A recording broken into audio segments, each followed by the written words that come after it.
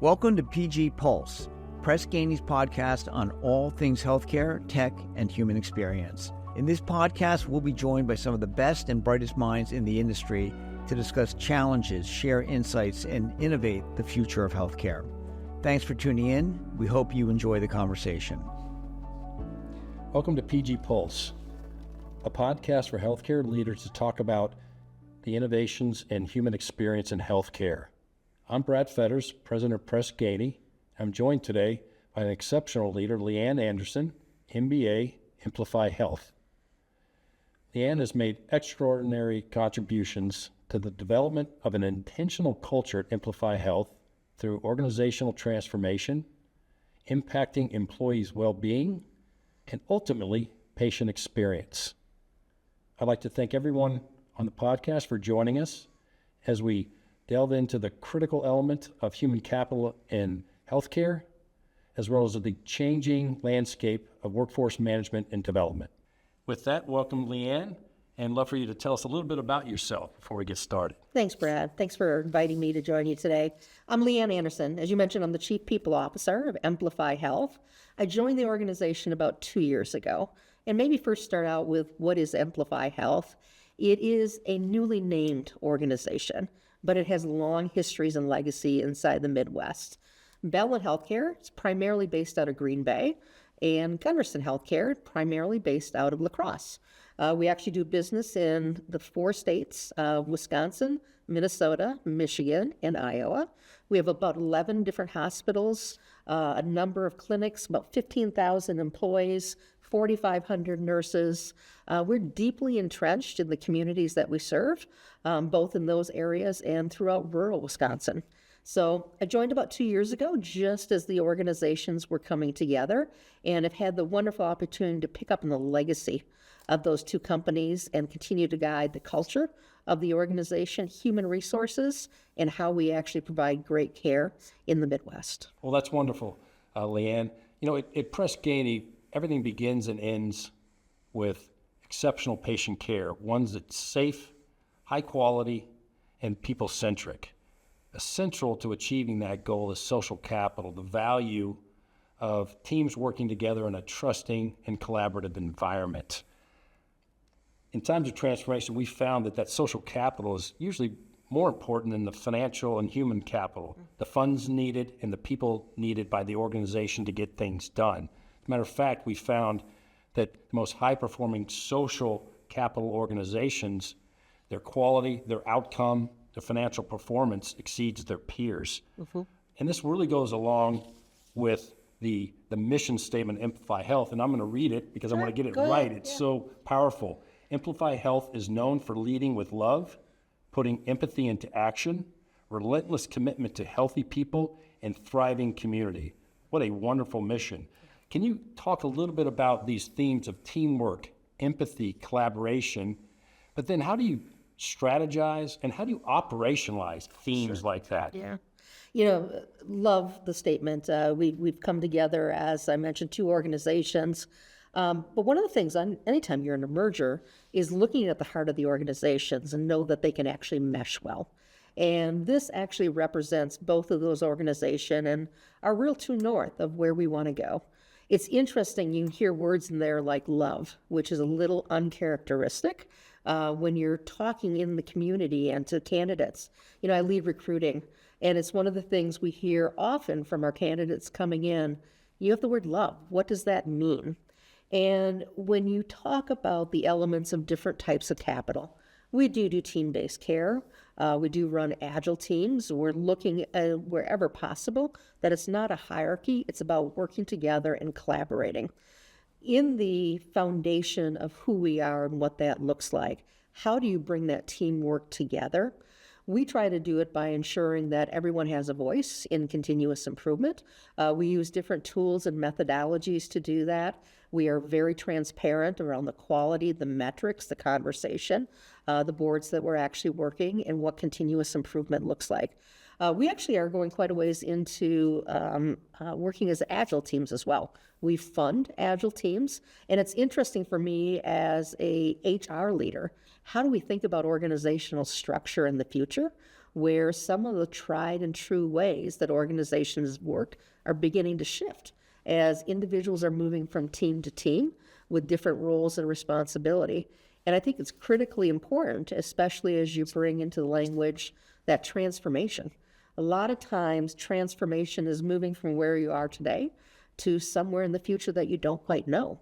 And you've got to figure out that path, work together, and bring the ideas.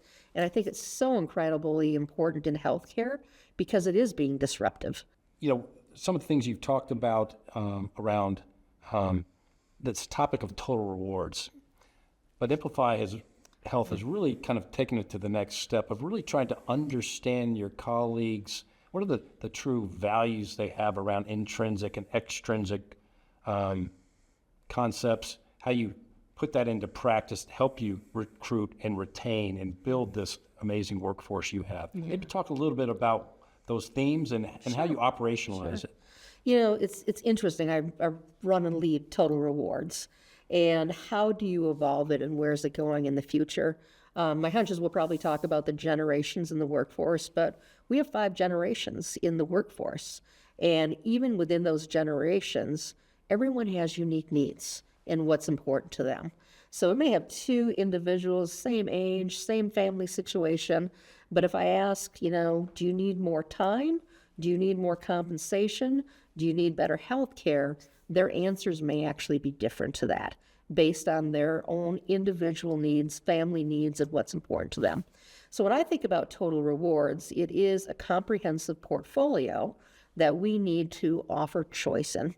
I can share a little bit of how and where, would even love to go with that. We're not there yet, and we have a ways to go. But what that could look like is I know how much we actually spend on an annual basis in Total Rewards, how much that portfolio costs. Imagine a world where you receive a certain dollar amount for the organization, that you can spend it on any aspect of the portfolio you may want to. If you're in a certain place in your life, retirement may be more important to you. If you're in a different place of your life, tuition reimbursement may be more advantageous and more of an interest to you, or that loan forgiveness. So I'd love to get to a place where we actually offer the same investments that we've always made into individuals. It's not necessarily about reducing that, but the one thing I learn when I hear feedback from our staff, it's really about they want to perceive the values. And what's interesting is you almost need to customize that. And I think so often we shy away from allowing choice because we're worried about fairness and administration and simplicity that goes along with it and telling the story. And I think the world's beginning to change as some of the different technologies, AI, et cetera, begins to step into that. But a little thing I'd also tell you that's different a little bit about us as an organization is so many people will tie their total rewards towards motivation. If I don't compensate you, you won't perform. And what we tend to see is compensation is important. We will talk about compensation. We will be market competitive. But we've learned within our staff, it is not the only thing, and we definitely don't want it to be the headline in our culture. Most of those individuals that join Emplify, and we could talk about how it ties to retention, actually join because they're living and fulfilling their own personal purpose. They most want to give back to their communities. They want to provide care. And so we see intrinsic motivation as a cornerstone to who we are, and that actually then feeds our teams and some of that transformation that we were talking about earlier as well. Oh, that's wonderful, and you can see that maybe to the topic, as you said, recruitment and retention. Yeah. The national trends around struggling with recruitment and retention, especially nursing, especially in those early years of their career, but Emplify Health has somehow been able to buck that trend. So maybe talk a little bit about how you've been successful with that, and maybe some of our listeners, what they can pick up from.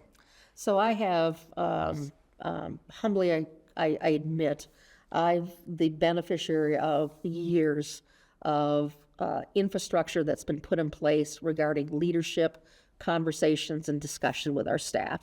Let's use nurse retention as maybe a place to start. When I look at the industry averages around nurse retention, we can see that they're actually getting a little bit better.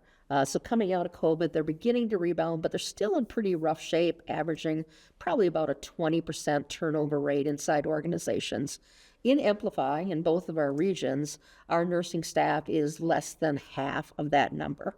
So we are definitely leading when I look at retention, and it's not because of stagnation. They are highly engaged, they're motivated, and they're delivering great quality care. And it comes from the leadership. But more than that, I would tell you it also comes from letting them have a voice in defining their job, their work, their role, and being a critical player on any team-based care.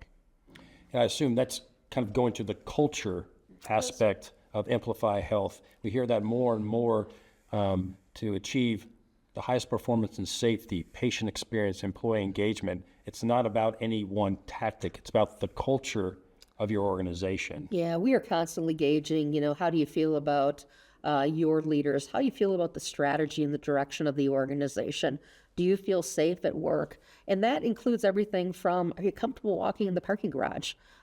Anything is fair game when it comes to supporting our staff so they're comfortable, they're engaged, and they're able to deliver. Earlier mentioned, you got the social capital, the financial capital, the team capital. All of those come together when we think about engagement, which all spins right off of the culture. Is there anything you could share around specifically that's year 1 through 3 nursing? Some maybe some one or two specific things that have jumped out at you, like, boy, this is why we're successful compared to maybe some of our peers around the country. Yeah. So one of the things that we look at when we think about culture, and as you asked about nurses kind of 1 to 3 years, they're new at the bedside. And in many cases, they're seeing and experiencing things that they may not have learned of or definitely hadn't experienced prior to that role. Workplace violence is one of the areas where we're actually having a lot of conversations right now. It's not a new topic inside healthcare, but a nurse can be placed in vulnerable situations with patients that may have mental health needs, with individuals that may be confused, scared. There may be fear in those situations. And we are seeing in moments where nurses, I'll give you an example and a little story. Recently, we had a nurse that actually was in a situation where a patient acted out. And when we approached her after we had heard the situation that happened, she thought, I just thought that's what it takes to be a nurse. And so we need to, in those moments, reinforce in this situation, amplify and love. We care about that patient. We know what they're going through, but we also care about that nurse. And certain things are okay and certain things are not okay. So how do you create policies and practices that demonstrate empathy, love, and compassion, but also set the right boundaries that we need to and demonstrate it? The reason I mention that is culture is the stories you tell, and that's often driven by the policies and the actions that you take. So we know everything that we put into the culture actually will reinforce one way or another the conversations our staff are having about what it's like to work at Emplify Health. Wonderful. Switching over to nurses to physician, we read a lot about physician burnout. Yeah. Being overwhelmed with their IT obligations, increased production. Yeah. How is that being addressed at Emplify Health and showing that loving culture, as you call it? We're trying to do a few different things within it. The burnout's real. We definitely see it in the feedback that we received from our staff. I'll tell you a brief story that was kind of interesting that I ran into recently. I was rounding in one of our locations and ran into a physician that had been a physician for years and now floats. And so what I mean by that, he actually visits different locations. He fills in for holidays or vacations, etc. And he has a different type of workload that goes along with it. And what was interesting and how we learn from it is we do see physicians go through a career journey. And at a certain point in time, they're looking for something different. So in some cases, we do have roles where they're not using and they have the same technology demands as other types of roles. But the other thing is, how is the advent of AI? How are we using it to actually ease the burden that physicians are going? And we also do, in many cases, offer admin time for our staff. We're thoughtful about it. We're not always trying to just push more patients through. We need to allow them to balance as well. Wonderful. As you at Emplify Health leverage data research, I know that you use a good fact-based decision-making as you build strategy and operations. How do you use thought leadership and research and data, and how does Press Ganey help in supporting those efforts? Yeah, it's not, Press Ganey absolutely is one of the partners, but we actually have several partners, and I'll speak to how Press Ganey is one of those. Earlier today, I was actually meeting with our Total Rewards Governance Committee, and we have about 15,000 employees. I think we had about 8,000 or 9,000 qualitative comments that came back. We actually, with that group, were using it to say, what are people liking about us? What are they concerned about? And we actually had that dynamics actually in an analysis to speak to individual departments as well as both regions and at the total level. And what we're seeing themes that are coming through, back to your question about total rewards. Here's where we'd like you to make investments. Here's where we'd like to see you improve. And that data and that analysis helps us pinpoint where we're making our investment and our spends and what we're talking about. Wonderful. Going back to, you were talking about the Emplify Health is the coming together of Bellin Health and Gunderson Health, and there's a lot of mergers going on and integration going on around the country.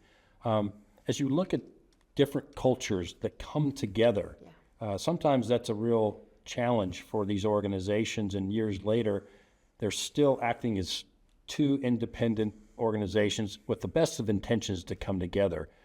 How is that going at Emplify Health, and some of the things that others could learn of how you guys are trying to integrate those cultures? What's interesting is you still have a culture where people are watching to say, am I getting the same fair and equal treatment, regardless of which region I began in? But what we're using to actually approach a lot of the work is, how do you not only harmonize, and I think a lot of times people assume that means you're going to choose A or you're going to choose B. In a lot of cases, we are collectively coming together and saying we need C. And that is looking to the future and bringing those ideas together. Sometimes it is an A or B because we see one absolutely works better. But sometimes when you actually bring those aspects together, you come up with something completely new. And reinforcing to our teams that that's okay, because we're building for the future together. Well, LeAnne, a big question is, what do you see coming in your role as a Chief People Officer? How are you going to deal with it, the issues that are arising? Love to hear about that. Yeah. It's interesting, and you may get an answer that you didn't expect from me. I think the traditional way that folks have approached HR actually may stifle organizations. So let me give you an example. So often we think about hierarchy, and every single day I'm encouraged, find more full-time employees. I actually don't know if that's the way the industries are going. If I look at gig employees and what does that look like? If you saw that in the onset of COVID, when you had contractors and there was a lot of locums, et cetera, and expense went up with that. But I actually think it disrupted the healthcare workforce as well. What we're seeing right now, or what I believe we're beginning to see, is an ask for more flexibility. As you ask the question about life balance, burnout, what does that look like? People are wanting to define their own adventures. And what I think that looks like, it may be somebody that lives in the Midwest part of the year, lives elsewhere part of the year. I want to honor that. I want to welcome them back the time that they're actually in our environment and they're working. I think we see others, a working mom may say, you know what, I want a different type of shift and a different type of construct. In my mind, where in the past we've thought about full-time employees and staff and stability, I think all of those things are important, but I think the way the workforce thinks about them is different, and we're going to have to change in order to do that. So in the future, I might not be talking to you about having 15,000 employees inside Emplify Health, but every year we fill X number of hours that provide care into our communities and what it looks like. 15,000 may become 40,000, but the reality is they may be working a smaller portion of their time or not a full year-round job. I can see a little bit of the numbers already. Our part-time employees, our full-time, our FTE equation is beginning to dip down. And I think as an HR leader, one of the things you're always trying to figure out is, wait a minute, I only give you benefits if you're this percent of an FTE. I think we're going to have to become more flexible in order to have access to the shifts filled and the care that we want to provide, especially with Silver Tsunami and the workforce beginning to shift. Absolutely. With that, there's in the press a lot of anxiety of workforces in all industries where technology is coming into play, all the way from in healthcare, health to AI. Yeah. Are you sensing that anxiety from your workforce, and how are you helping them embrace technology to go exactly what you're talking about, a different way in the future of caring for patients? Yeah. I heard a fun story. I'd love to attribute to where I heard it. But they were talking about how technology may change jobs or eliminate jobs. And the first time the example that was quoted was that people started to say that was when Microsoft introduced Excel. Excel's still here. The workforce is here. We're running a lot more spreadsheets. And so I think it's really looking at the tools to help work be done easier, and where can we do that. I'll share a little bit even as we use virtual nursing. A lot of organizations looked at virtual nursing to find efficiency and maybe reduce their staffing. We didn't look at virtual nursing that way. We actually approached virtual nursing to say the bedside, a nurse working at the bedside, actually is very taxing from a physical standpoint. And you start to feel that burnout, those health considerations. How can you use virtual nursing to actually create longevity within the careers of nurses to give them a little bit of break at the bedside? And so we actually have nurses that sit both at the bedside and then still take care of those same patients virtually as well. Our patients love it because they see the continuity, and it's teaching them a different way of how healthcare can be delivered too. Getting back, LeAnne, to those younger staff, 1 to 3 years, as they grow in your organization, something that is a challenge in not-for-profit healthcare is leadership training, really investing time and money to develop leaders that can run a large budget, deliver great care and services.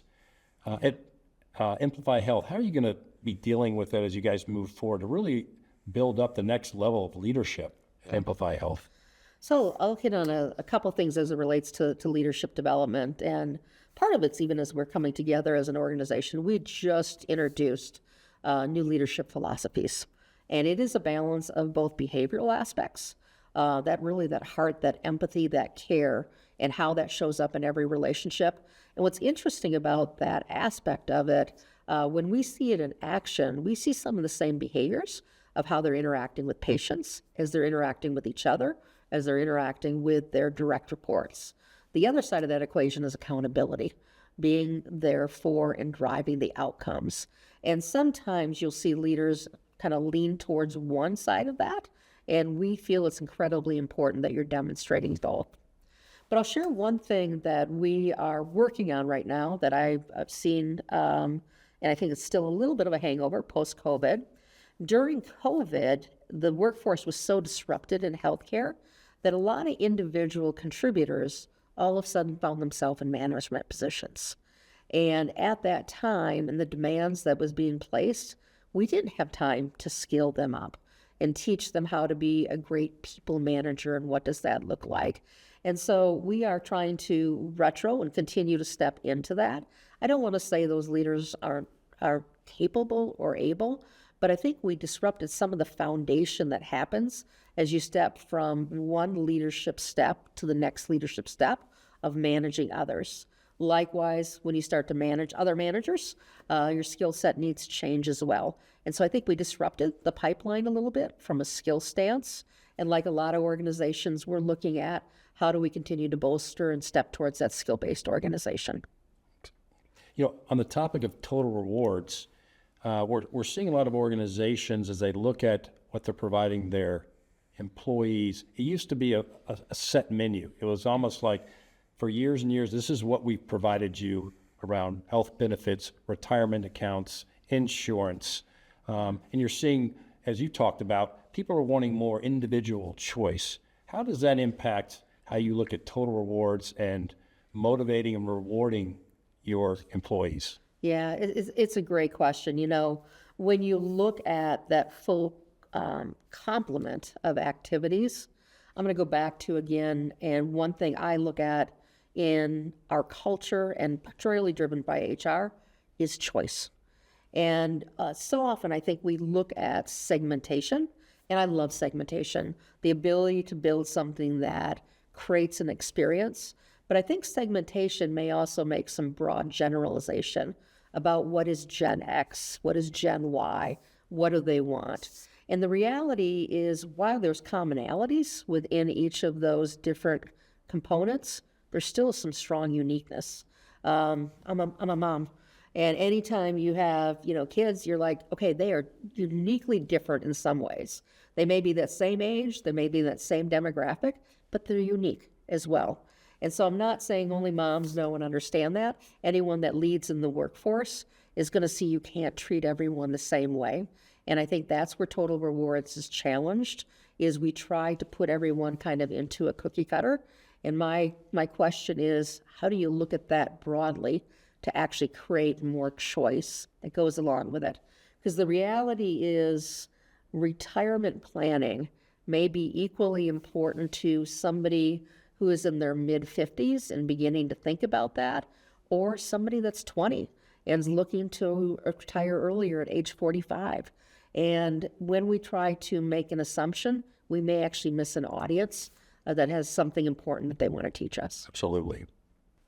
So LeAnne, as you talked about using Agile to help in building culture and impacting the safety, the quality of care, can you give a few examples on Agile and where it's used? Yeah, we actually run several different Agile teams across the organization.